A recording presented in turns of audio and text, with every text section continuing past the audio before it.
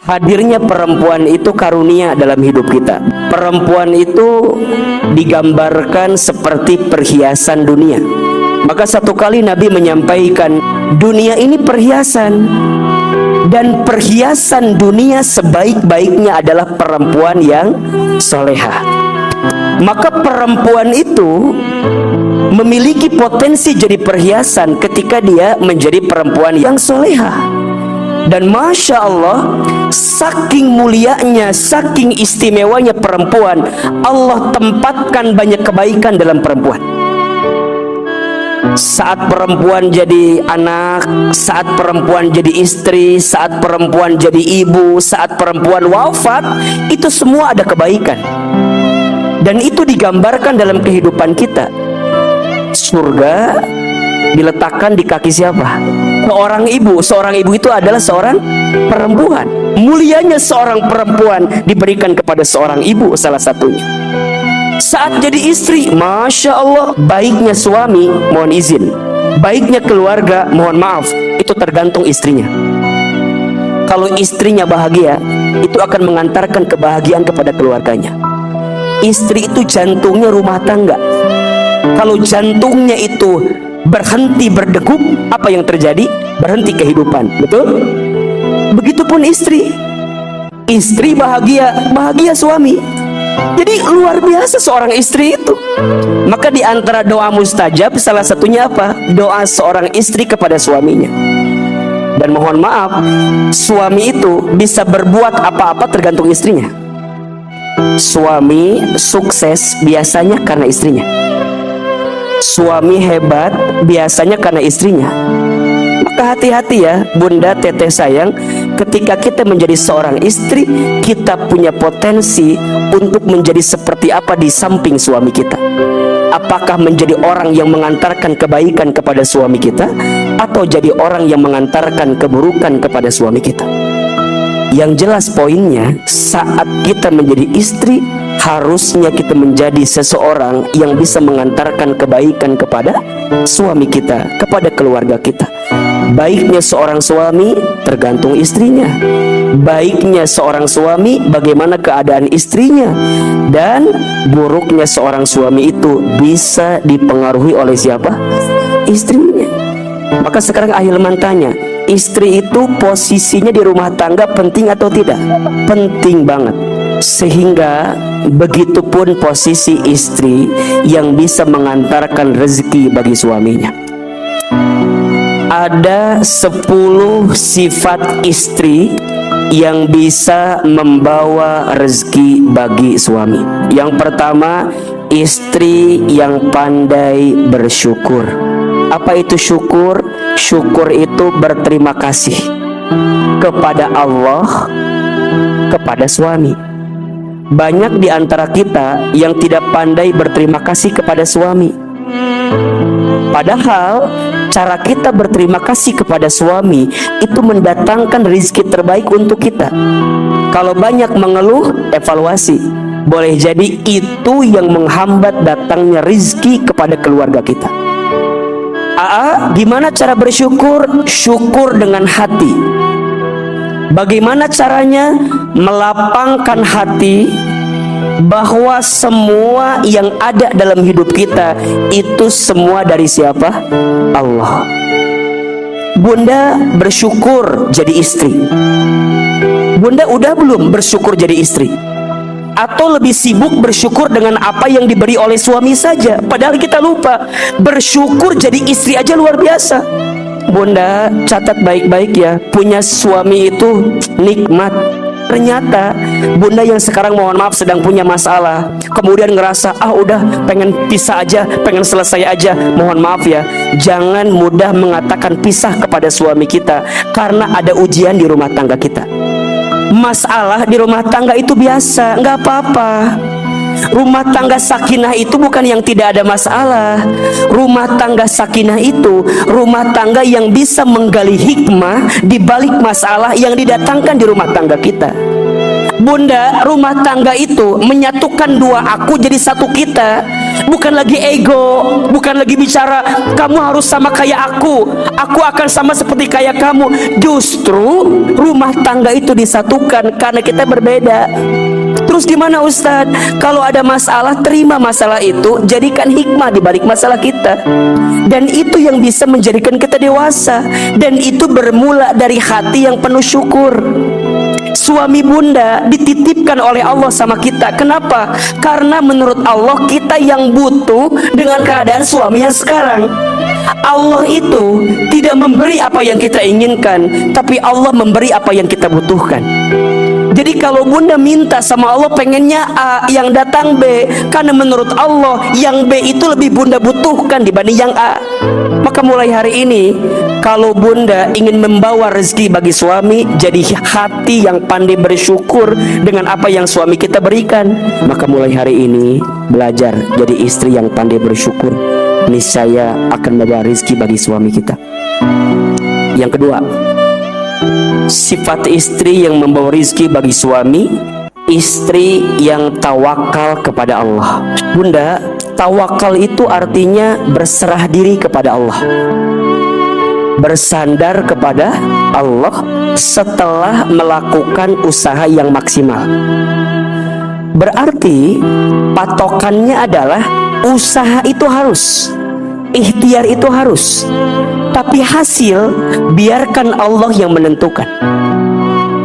Maka bunda, ketika suami berikhtiar, itu adalah kewajiban bagi suami kita. Hasilnya yang diberikan kepada kita itu adalah ketentuan dari Allah. Maka bunda belajar untuk berserah kepada Allah dengan hasil yang suami kita berikan. Banyak di antara kita, mohon maaf ya, menuntut sesuatu padahal sesuatu itu di luar daripada kemampuan pasangan kita. Setiap istri itu membawa rezekinya masing-masing untuk suami. Oleh karena itu, berapapun yang suami kita berikan, belajar untuk menerima itu, belajar untuk merasa cukup dengan apa yang Allah beri melalui suami kita. Berarti yang perlu dimanage apa? Keinginan kita. Ternyata penyakit rumah tangga kita yang menghambat datangnya rezeki karena tidak pernah merasa cukup dengan apa yang Allah beri dan tidak berserah kepada Allah. Berserah itu pastikan tujuannya, maksimalkan usahanya, langitkan doanya, hasilnya serahkan kepada Allah. Itu namanya tawakal. Kalau bunda belajar menerima apa yang Allah beri, berserah kepada Allah, maka Allah cukupkan kebutuhannya. 3. Istri yang bisa membawa rezeki bagi suami adalah istri yang taat ibadah kepada Allah. Ngaji bunda seperti ini mengundang rezeki bagi suami kita. Makanya kadang-kadang, wahai para suami, mohon maaf ya, jangan kalian sombong dengan apa yang kalian dapatkan. Boleh jadi apa yang kalian dapatkan hari ini karena undangan ibadah dari istri Anda di rumah. Mungkin kita capek, tapi istri kita yang taat ibadahnya kepada Allah. Setiap malam sholat tahajud, setiap pagi sholat duha. Mungkin doa istrimu yang sampai kepada Allah sehingga mengantarkan rezeki bagi para suaminya. Maka istri yang taat ibadah kepada Allah luar biasa. Maka mulai hari ini bunda jadikan setiap kebersamaan di rumah tangga itu adalah ibadah. Rumah tangga itu ibadah yang paling lama, dan itu hanya didapatkan di rumah tangga. Pahalanya banyak. Makanya istri itu tugasnya hanya 2, taat kepada Allah, taat kepada suami. Suami itu apa? Ridhonya Allah di suami. Sampai dalam satu keterangan disebutkan, kalau ada seorang manusia yang aku perintahkan untuk bersujud setelah dia bersujud kepada Allah, maka aku perintahkan seorang istri untuk sujud kepada suaminya. Boleh jadi yang membuka pintu surga bunda karena apa?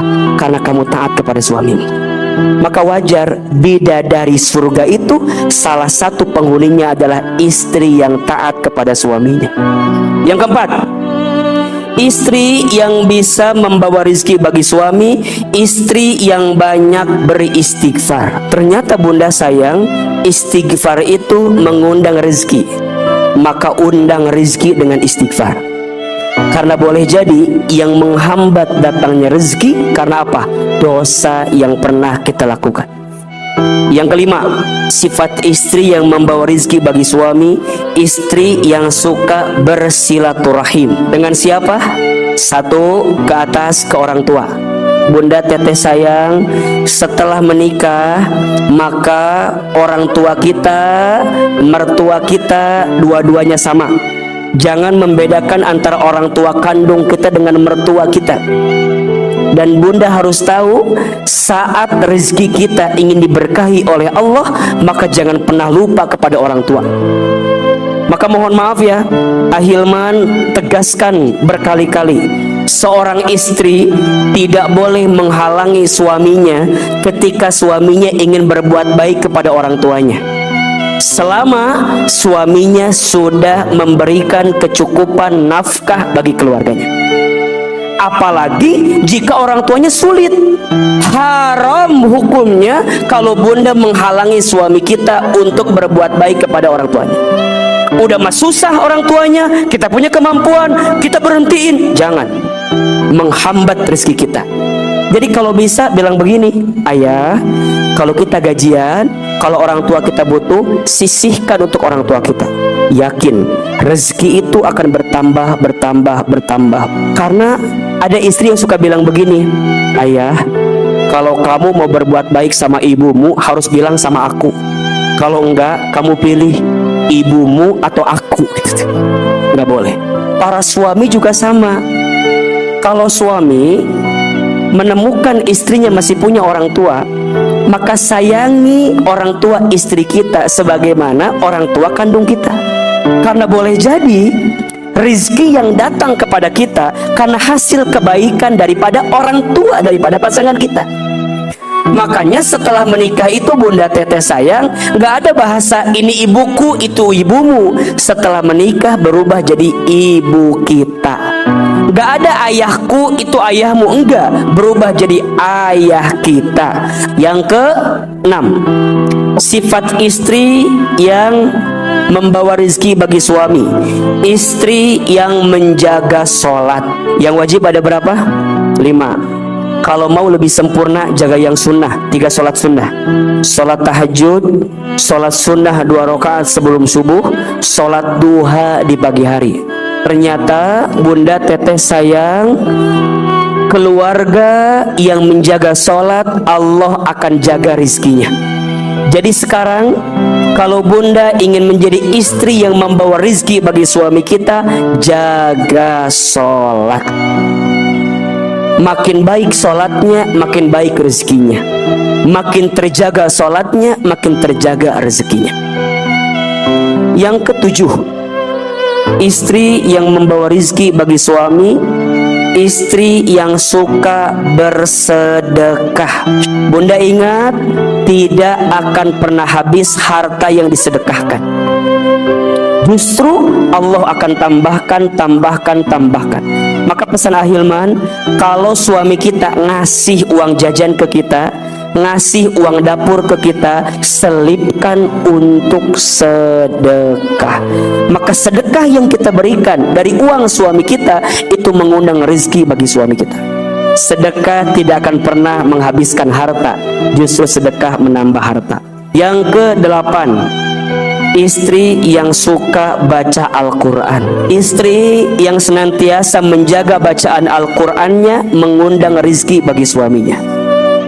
Disehatkan badannya, ditenangkan perasaannya, dilembutkan hatinya.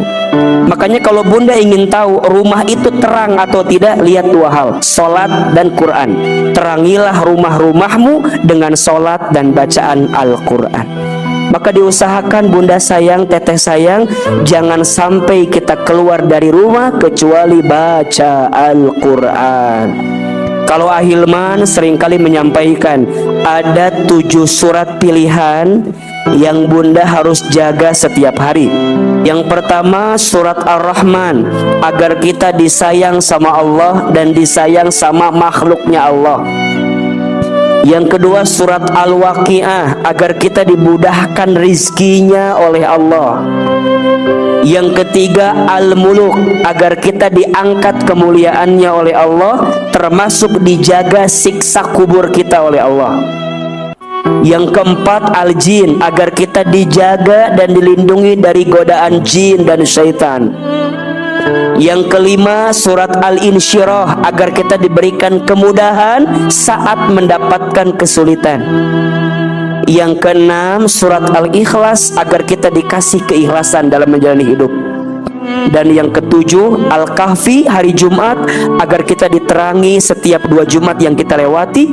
Ayat kursi, agar kita dijaga dalam kehidupan kita oleh Allah. Istri yang suka baca Al-Quran adalah istri yang membawa rizki bagi suami. Yang ke-9, sifat istri yang bisa membawa rizki bagi suami, istri yang selalu mendoakan suaminya. Bunda, teteh, ingat ya, doa kita untuk suami kita adalah doa yang mustajab. Maka doakan yang baik-baik. Kalau bunda lagi kesel sama suami, jangan doakan yang buruk. Kadang-kadang suka lepas kontrol kita mah, suka doain yang buruk-buruk. Jangan, mulai hari ini doakan yang baik-baik. Yang paling berharga punya istri soleha itu apa coba bunda? Doanya. Makanya kalau ada yang bilang, Ustadz, sama Allah lagi diangkat ya derajatnya sekarang, alhamdulillah. Tapi yang hebat bukan saya. Boleh jadi yang hebat doa istri saya. Yang ke-10, istri yang membawa rizki, istri yang menyenangkan suaminya. Istri yang ketika dipandang membahagiakan mata suaminya.